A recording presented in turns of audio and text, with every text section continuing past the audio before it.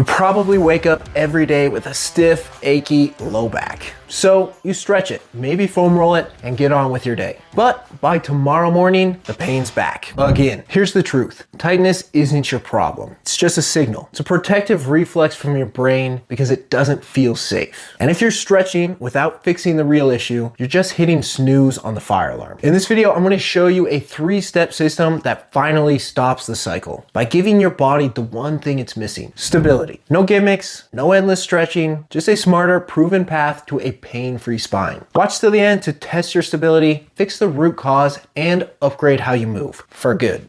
Before we fix anything, we've got to test it. Here's a quick way to find out if your core is doing its job. Start in an all-fours position. Now slowly extend one arm and leg, just like this. Can you hold it steady for 20 seconds? No wobbles, no twisting, no collapsing. Most people can't. They shift their hips, lose their position, or rush through it. That's not a strength problem, it's a timing problem. Your core isn't firing when it should, which forces your spine to compensate. And that compensation, that's what leads to tightness, fatigue, and eventually pain. If you really want to test yourself, try this. Hold the position and add a light row or a shoulder tap. If you shift, it's not your fault. It's just feedback. And now we know where to start.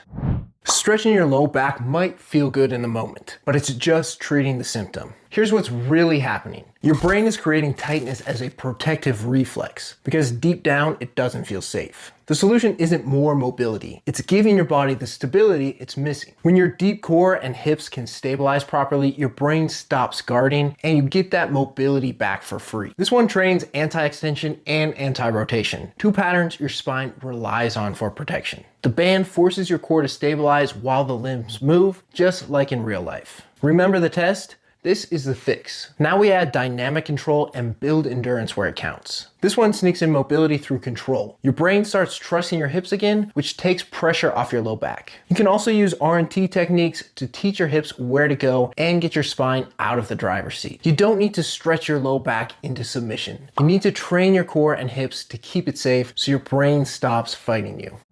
You've tested your core. You've trained the stability your spine was missing. Now comes the most important part. You've got to integrate it into your real workouts. Because let's be honest, if your training keeps triggering the same patterns that caused your pain in the first place, you'll never stay out of it. This lights up your posterior chain and challenges your anti-rotation control, exactly what protects your low back during loaded movement. This teaches your core to stabilize under asymmetrical load, an essential skill for real-life strength. We're blending hip strength, balance, and core timing into one movement. This is how you bulletproof your back without adding a single corrective session. But the big takeaway is this: you don't fix your low back pain with isolated drills. You fix it by building stability into how you train. Movement is the medicine, but it has to be the right kind of movement.